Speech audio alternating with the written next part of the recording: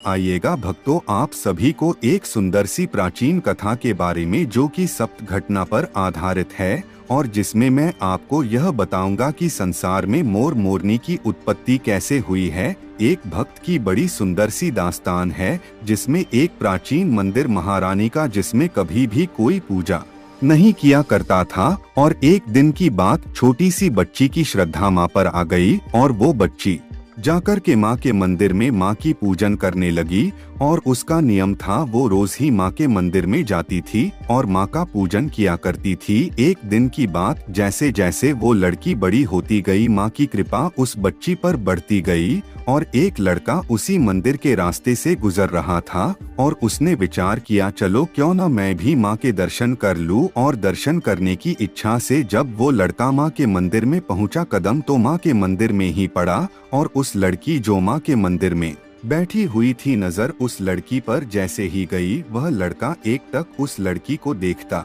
ही रह गया। वो लड़की इतनी सुंदर थी, ऐसा लगता था मानो आसमान से उतरकर कोई परी जमीन पर आई थी। उस लड़की को देखकर वो लड़का अपना सुध-बुध खो बैठा और माँ से कहने लगा, माँ ये कैसा चमत्कार है, अगर ये सत्य है तो मैं तेरे दरबार में तभी आऊंगा जब मेरी मुराद तू पूरी कर देगी और जिस दिन इस लड़की से मेरी शादी हो जाएगी तभी मैं तेरे दरबार में आऊंगा। और वो लड़का माँ से कहने लगा, आइए सुनिएगा इसे सप्त घटना के माध्यम से। सुंदर सा रूप प्यारा मीठी मीठी बातें, सुंदर सा रूप प्यारा मीठी मीठी बातें, मीठी मीठी बातें हैं बातों से झलकता प्यार। कुदरत का करिश्मा है या कोई देवी का अवतार, कुदरत का करिश्मा है या कोई देवी का अवतार।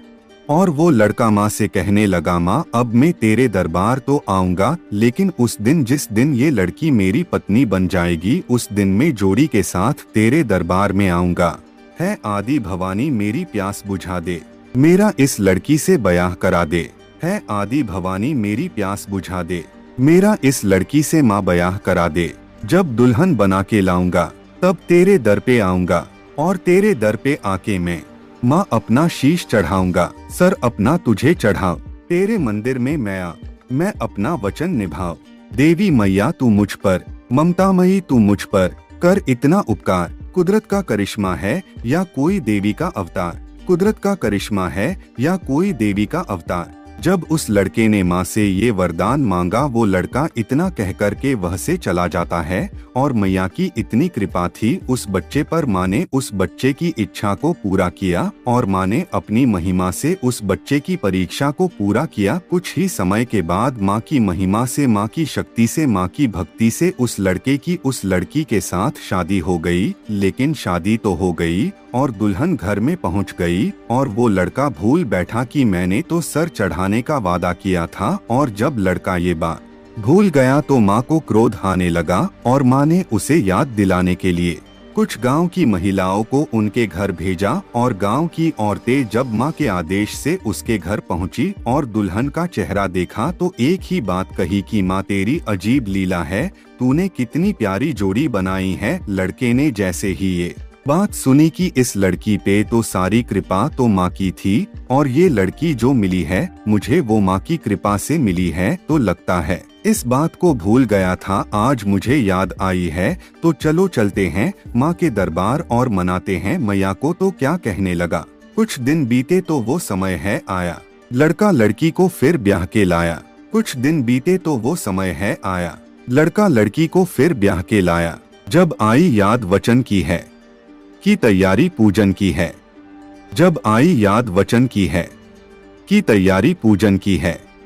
संग लेकर अपनी बाला और साथ में छोटा साला, संग लेकर अपनी बाला और साथ में छोटा साला।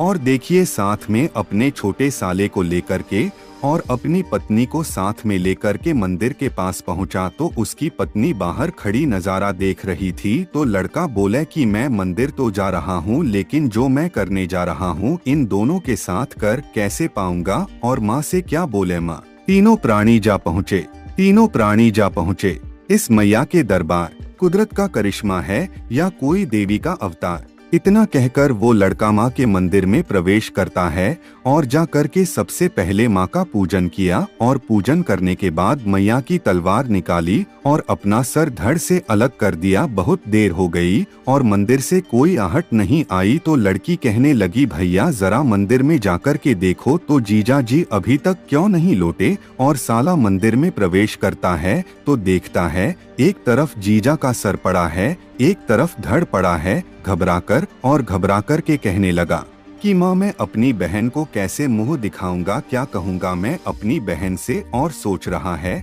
क्या सोच रहा। कुछ देर हुई तो हृदय अकुलाया। मंदिर के अंदर फिर साला आया। कुछ देर हुई तो हृदय अकुलाया। मंदिर के अंदर फिर साला आया। साले को हुई है चिंता बड़ी, जीजा की देखी लाश पड़ी। साले को हुई है चिंता बड़ी, जीजा की देखी लाश पड़ी। कैसे समझाऊं मन को, क्या उत्तर दूंगा बहन को। कैसे समझाऊं मन को, क्या उत्तर दूंगा बहन को। त्रिशूल भवानी का लेकर अपना सर दिया उतार। कुदरत का करिश्मा है या कोई देवी का अवतार। कुदरत का करिश्मा है या कोई देवी का अवतार। बहुत समय बीत गया और जब भाई भी नहीं लौटा, पति भी, तो सोचने लगी माँ आपके मंदिर से कोई लौट क्यों नहीं रहा है और ये मंदिर से बहता हुआ खून कहाँ से आया। और वो लड़की भागती हुई जब माँ के पास माँ के मंदिर में पहुँची तो देखा एक तरफ पति का धड़ और सर पड़ा था, एक तरफ भाई का धड़ और सर पड़ा था। लहूलुहान भाई और पति को देखकर वो लड़की पागल सी हो गई और रो रो कर के माँ से क्या कहने लगी, मंदिर से कोई ना लौट के आया, मंदिर के बाहर वह खून है आया। मंदिर से कोई ना लौट के आया, मंदिर के बाहर वह खून है आया। पूजा का फल कैसा दीन्हा, माँ छीन मेरा भैया लीन्हा।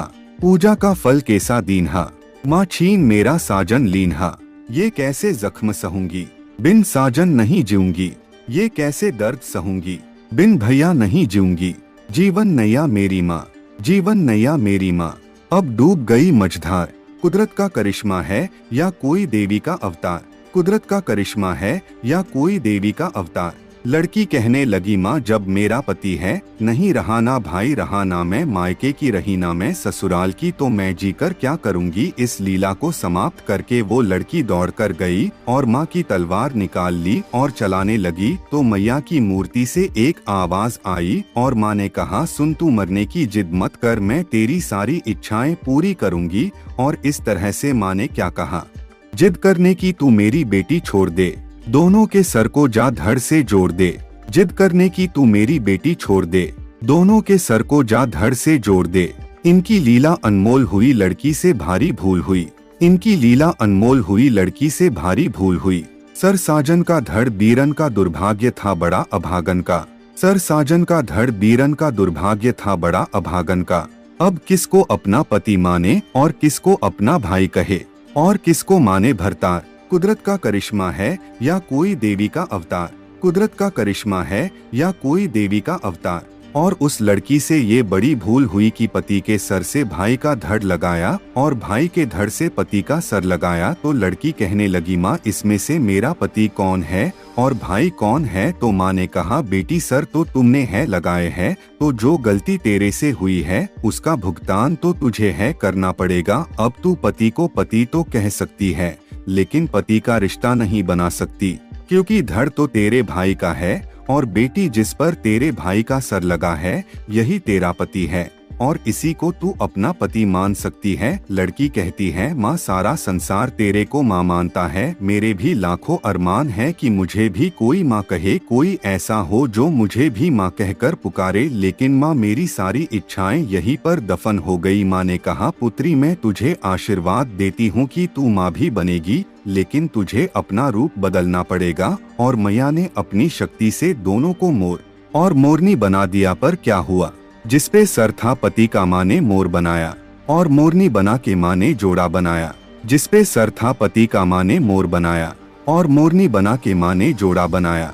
माँ ने कहा, तू अपने पति का सुख नहीं पाएगी, तू अपने पति की सारी इच्छाओं को छोड़कर बस तू अपना पति समझेगी तो सारा सुख पाएगी। और तू जो अपने पति से सुख चाहती है वो तुझे कभी नहीं मिलेगा, क्योंकि जो तूने गलती की है उसका भुगतान तुझे है भुगतना होगा। तू अपने पति को देखकर और जो उसके आंसू गिरेंगे कि जब मोर नाचता है तो बड़ा है, सुंदर लगता है और मोर अपने आप पर गर्व करता है कि मैं बहुत सुंदर हूँ। लेकिन जब मोर अपने आप को देखता है तो खुश होता है। जैसे ही पैर पर दृष्टि जाती है तो वो रो पड़ता है कि वो पैर उसके भाई के हैं और मोरनी छुप कर के देख रही होती है और मुख से जो झाग निकलता है और मोर की आंखों से जो आंसू गिरते हैं उसको मोरनी पीती है और गर्भ धारण करती है। और माँ उसके मरे हुए भाई को, जिस पर पति का धड़ लगा हुआ था, उसे कबूतर बना दिया और दोनों को आशीर्वाद दिया कि क्या जिस पर सर था पति का माँ ने मोर बनाया और मोरनी बना के माँ ने जोड़ा बनाया। जिस पर सर था पति का माँ ने मोर बनाया और मोरनी बना के माँ ने जोड़ा मिलाया। विधि पूरी तेरी आस करे सुख पाए ना भोग विलास करे। विधि पूरी तेरी आस करे सुख पाए ना भोग विलास करे। इसको लिखते हमराही संजो ने कथा सुनाई। इसको लिखते हमराही संजो ने कथा सुनाई। अपने भक्तों की नैया अपने भक्तों की नया कर दी मैया ने पार। कुदरत का करिश्मा है या देवी का अवतार। सुंदर सा रूप प्यारा मीठी मीठी बातें। सुंदर सा रूप प्यारा मीठी मीठी बातें। मीठी मीठी बातें हैं बातों से झलकता प्यार। कुदरत का करिश्मा है या कोई देवी का अवतार। कुदरत का करिश्मा है या कोई देवी का अवतार। दोस्तों, उम्मीद करते हैं आज की आपको मोर मोरनी की कहानी पसंद आई होगी। अगर पसंद आई हो तो वीडियो को लाइक करें और चैनल को सब्सक्राइब करें। मिलते हैं किसी नए कहानी और वीडियो के साथ। जब तक के लिए धन्यवाद।